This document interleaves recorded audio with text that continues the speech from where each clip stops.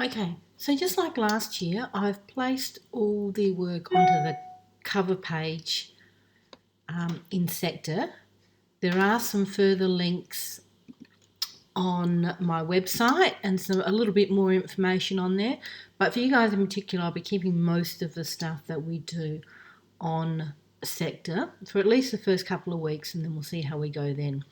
The other thing that you'll need to do that is not essential but will make life a little bit easier, and that's to download and log into our Teams group. So I have on our sector page here, you'll see that there is the code for Teams. So if you download Microsoft Teams, log in using LearnLink, and then look for that code in Teams, it will help you because you'll be able to ask questions of the group, and we'll be able to share information about the assignments in real time. Be aware though that for the next 2 weeks at least, I will be working with the Year 10 group. So if you turn up to school, I will be there with you guys all day. But just be aware that I am supervising all the other Year 10s as well. So I may not necessarily be able to work one-on-one with you. But it certainly makes it a little bit easier for you as a group because I will be there amongst the Year 10, so you can ask me for help. If you're not at school, if you're staying at home, then Teams is a really good way that we can have a conversation online. Once again, just be aware that I am teaching throughout the day or supervising throughout the day, so I can't always get back to you immediately, but I do get notified in Teams immediately. So when I can, I'll be responding to you. Sector is a little trickier because I'll have to log on to Sector separately and then look for your information.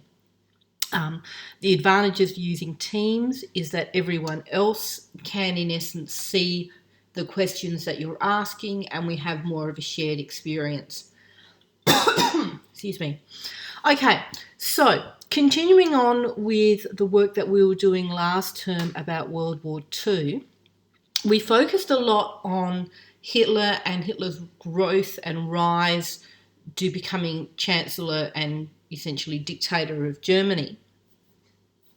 So I just want to continue on looking at that, but I want to do something slightly different. And, excuse me, and for that, I want us to look at movies that have been released about World War II. Definitely a lot of the information that I know about events, historical events in general around the world, has started by watching a movie and then going on and doing further research. Often we watch movies and we assume that everything in that movie is true, particularly the ones that say that they're based on true stories or based on real events. We tend to assume that most of it is real. And although they're really good for giving us those general overviews, and particularly some of that emotive stuff about how people felt, a lot of the times the information on there has been adapted or changed. Timelines have been lengthened or shortened. Characters introduced that weren't necessarily there, or even characters embellished to make them braver or stronger or different from how they are in real life. But they are a really good basis for looking at history. So what we're going to do with this task is I want you to choose a film that is based on real events around World War II. Now, obviously, we focus on Hitler, so there's a whole range of Hitler movies that you can look at, but there's also a whole range of general war in Europe ones. There are movies that are based around the concentration camps and the treatment of the Jewish people. And then there's actually another group that is based around the war in the Pacific, which we haven't really touched on at all.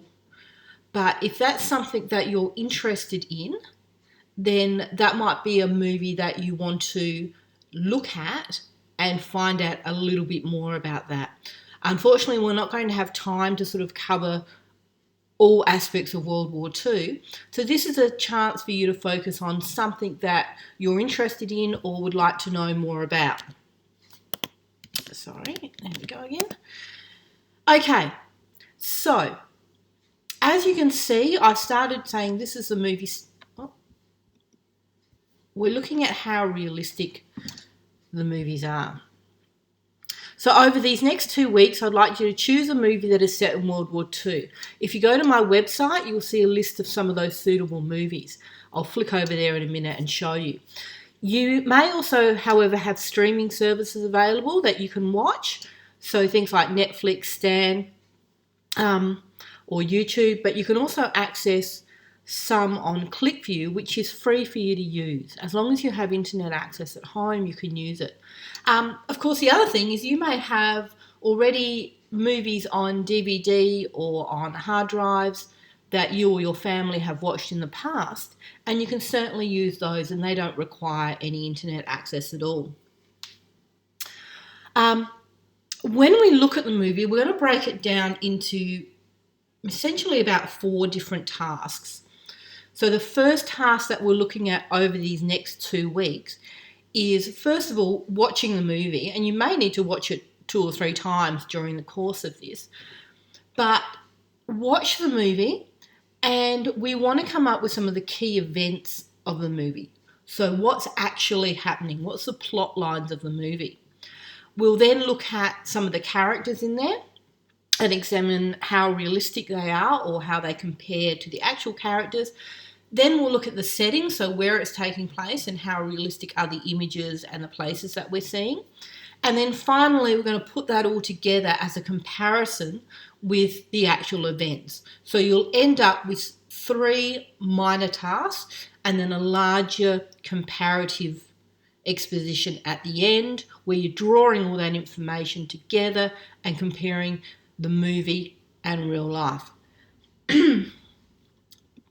Okay, so let's have a look at the first task in particular. So as you can see, I've put a link to my website there. Let me just scroll down. Just underneath that though, I do actually have a summary of the task and more details, particularly the rubric, are in Sector, and I'll show you that rubric in a minute.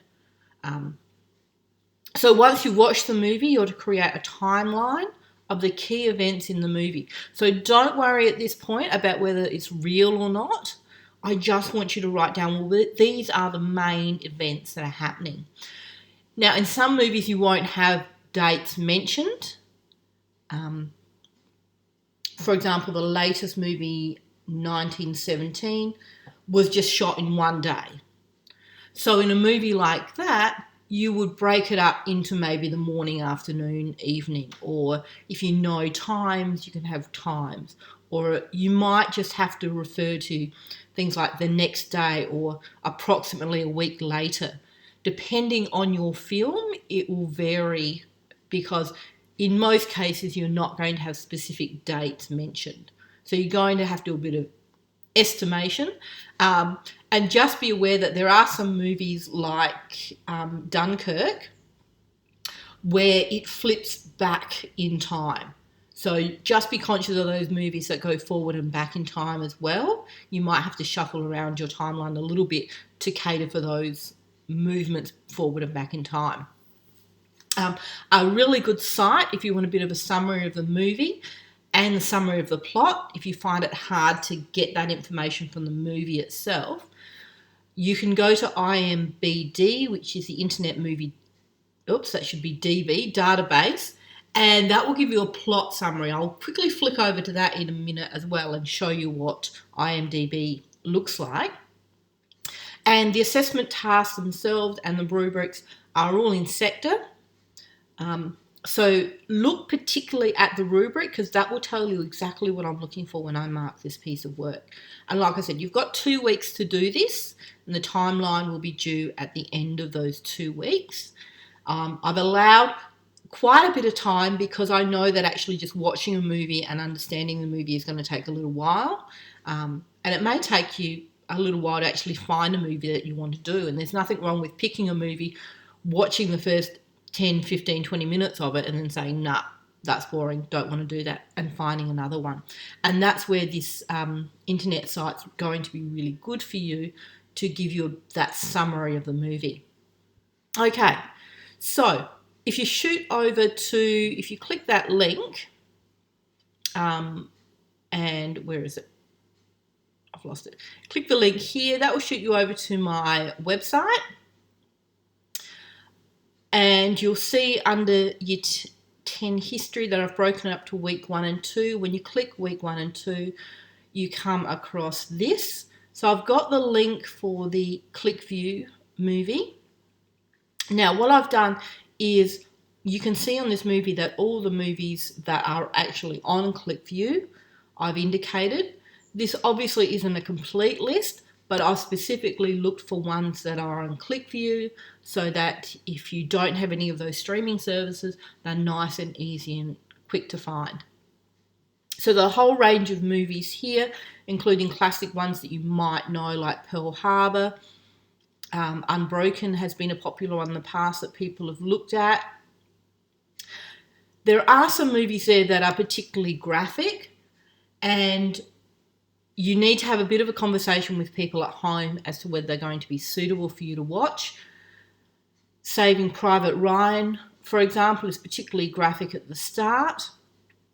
And if your parents are concerned or your caregivers are concerned, once again, I've spelt it wrong, but IMDb has a really good parents guide to the movies, and that sort of prepares you for what's in the movie. It's really hard to find a movie that's based on real events in World War II that's not M-rated. I did see an anime one, The Wind Rises. I'm not sure what that's like though. So once again, it's going to be a matter of going through and finding movies, looking through that IMDb website and having a look at whether you think it's going to be appropriate. Also make sure that whatever movie you choose is actually based on real events. So you can see here I've put a link to a Wikipedia site, which are World War II films based on actual events. So that's another more comprehensive list that you can go and have a look at. Now, a couple of things that we'll look at. First of all, we'll go to that internet. So it's IM Internet Movie Database. So this is a really popular movie site. I'm sure most of you are probably familiar with it. But if I searched a movie like Dunkirk in there, okay, so this is you can see that first of all, there were 2 movies made, and I want to look at the more recent one. So when we look at that, there's a lot of information on this site that you can click into. So there are some trailers, there are some photographs, and even if you're not sure about the movie, often watching the trailer will give you a really good indication about whether it's something that you're going to want to watch and want to know more about. We have a cast list. Then we have some plot summaries and plot synopsises. So the plot summaries tend to be a little briefer, just telling you what's going on. And the synopsis tend to give you a lot more detail. So probably best maybe not to watch those until you've watched the film, because you don't necessarily want spoilers. So all I've done there is I've gone back to the home page now. There are also some reviews of the film, a lot of other film information as well. Now, there is, as I mentioned, there is a parent's guide to this. Let me find it. Here we are.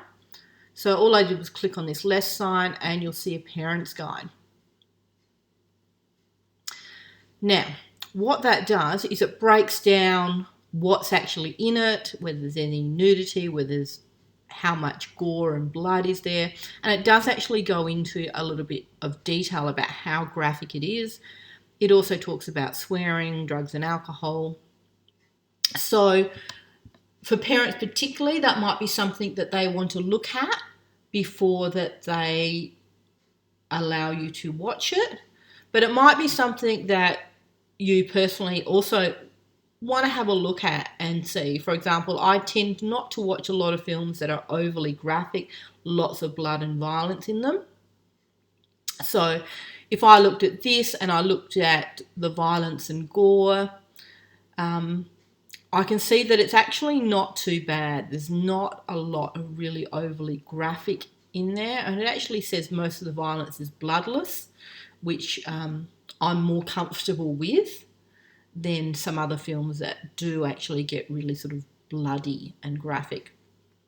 So have a look at that website. I'll change the links on my on Sector so it's actually spelt right.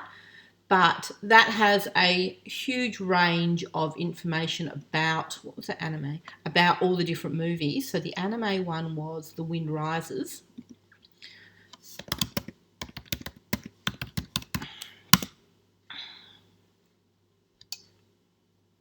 Okay, so we can see that it's probably the movie. There seems to be a TV show called The Wind Rises. So it's a look at the life of Hiro Horikoshi, the man who designed Japanese fighter planes during World War II. So if that's something that you're interested in, it doesn't have that graphic, and it's really quite interesting because it gives that other perspective, not necessarily from a European Western perspective of the war. And then we can go to the storyline. So it talks about him wanting to become a pilot and then instead designing airplanes. I'm not going to give too much of it away. But then if I go to the parents' guide, okay, so we've got some kissing in there. There's no nudity in there. There's an earthquake. There's a little bit of bleeding. But you can see compared to Dunkirk that it's a lot gentler a film as far as those sorts of things go. So it's a really valuable site to look at for any film study that you're doing.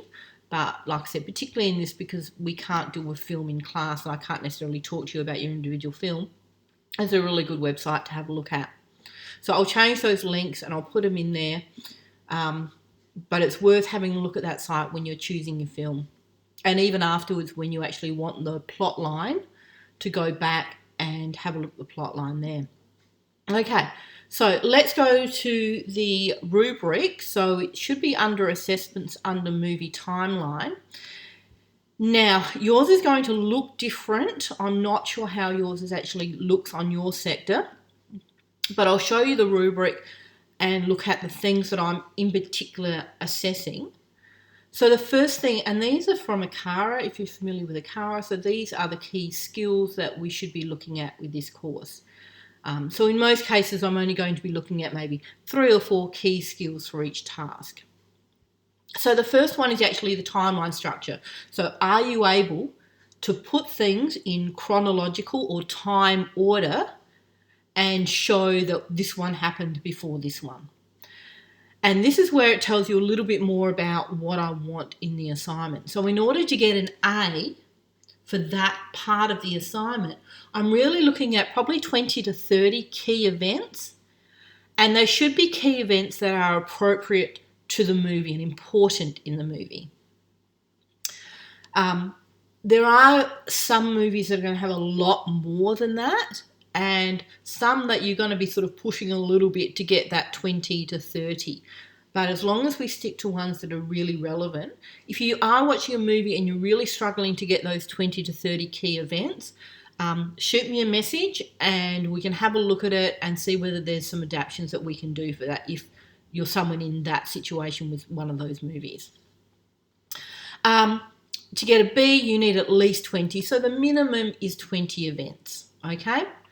And we're looking for them in that chronological order, so in order of when they happen.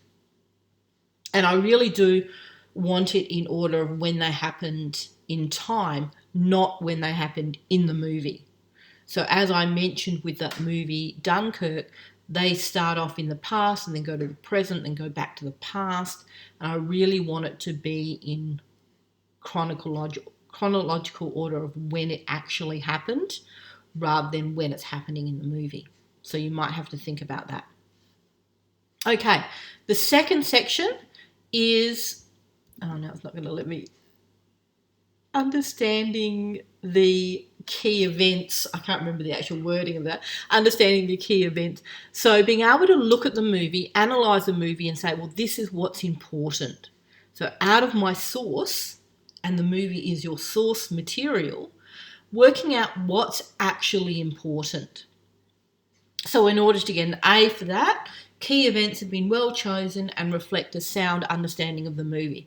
So I should be able to look at your timeline and say, yep, you've definitely watched that movie. You understand what that movie is about. You know what's going on. Now, I haven't watched all the movies. I've watched a lot of them. So I should be able to read your timeline and follow it really quite clearly about what's going on. So make sure that those key events that you're picking out, you know, the fact that Fred goes and has a cup of coffee might not be relevant in the movie unless when he goes to have a cup of coffee, he ends up exploding a bomb on the way. So think about what the key events are. And the last one is just sort of a general overview about what's going on. So similar to the key events, can I tell from your timeline that generally you get it, you understand about this period of time, you know what's going on in it. I should be able to read your timeline and follow the movie and follow the events, and it makes sense. So in particular, this one, make sure that those key events have that little bit of detail. You shouldn't be writing probably any more than 2 sentences for each timeline event. So you've still got to keep it brief, but think about putting that little bit of detail into your timeline to help me understand what's actually going on. So, as you can see, they're the 3 things in particular that I'm looking at. As far as how you present it, I'll just go back to my website. I don't think I've written it on there. I might have written it on the cover page. Just go back to the cover page. Oops.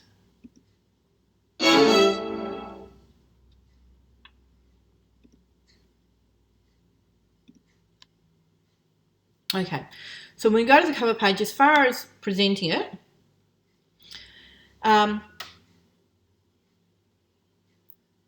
here we are. You can present it in a variety of ways, depending on what you've got available to you. If you've got poster paper and you want to handwrite it, then you can do that. Obviously, if you're working at home, we need to consider how you're going to get it to school at the end of those 2 weeks. And that can just be something as simple as dropping in at the front office. If you're working online, which I suspect most of you will be, there are a couple of variations of things that you can do. You can create short PowerPoints or keynotes. You can create small movies. You can do it, I've written there as an essay, but I'd probably prefer not an essay because it's a timeline. So these are for sort of overall how you can present things. But in this one in particular, you could even just do it on a Word document. If you want to get really tricky, then having screenshots can help explain what's going on. You can include things like maps and diagrams as well onto your timeline. Unless you're doing it on poster paper, in which case the size is up to you. In most cases, you'll be doing it online. I can access everything except Publisher. So if you can avoid using Publisher, that would be great. I can, but because I use a Mac, it often changes the format and it's just a little bit trickier for me to manage. So if you can avoid using Publisher and using some other program for your timeline and for all your assessment, that's going to be a lot better for me. So I think that covers about all of it. So like I said, the first 2 weeks, it's just about you finding a movie and finding a movie that you want to know more about. Don't just pick the first one on the list because this is something you're going to be studying now for 2 or 3, 4 weeks. So you need to choose a movie that you're genuinely interested in. Use ClickView to find it, or your own streaming services, depending on what you've got available. Watch the movie, create a timeline. So we just want those key events. Once again, you can flick over to Teams, and in Teams, I can show you, I'll just go on to Teams now and show you where we are. Just ignore all of that. Okay, so in Teams, you can see there are a few people who have already joined it. You don't need to worry about any of this information at the top, depending on what you see. It's just a chance for you to write questions in there. Okay, there is a possibility of doing video chats as well, but we're not going to be too concerned about that with that. This is just a place that you can write questions. The advantage of that is if you have a question, everyone else who is on Teams can see it. That makes it really easy for me, because you might have a question that 5 or 6 other people have. If you write it on here and I put the answer on here, it saves me having to answer all those questions individually. So preferably ask questions, general questions on Teams. If you have a question that you want to ask me privately, you can do that using the chat function on Teams up here, or you can still direct it to Sector. I may then put some general information out on Teams if I think it's something that everyone needs to know, but I won't necessarily say that you're the one who asked me. So hopefully that's really clear about what the expectation is. I will see some of you on Monday. Hopefully you've been given directions as to where to go. I'm not quite sure where we're meeting yet, but I'm assuming it's the same science floor that we were on last time. Hopefully that information's been sectored out to you. The day will be broken up into different times, so you'll have a block of time for English, block of time for maths, block of time for history, and that's the key times that I'll be communicating with you. Otherwise, if you're staying home, use your time. Obviously, if it's a movie that you're going to watch with a family, then, watch it when it suits you. That's the beauty of working at home, is that we've got that flexibility. Don't leave things until the last minute. But I'll check in with you now and then, either as a group or individually, and just see how you're travelling with it. But good luck. Stay safe. Have a good week. I'll probably post another quick video up next Monday, just catching up, and if there are any issues that have come up, I'll put them up as well. So all these videos that I post will go up as links in Sector, and they will also go up on my YouTube channel as well. If you want to go back, fast forward, click around, do what you like. Okay, have a good week. See you later.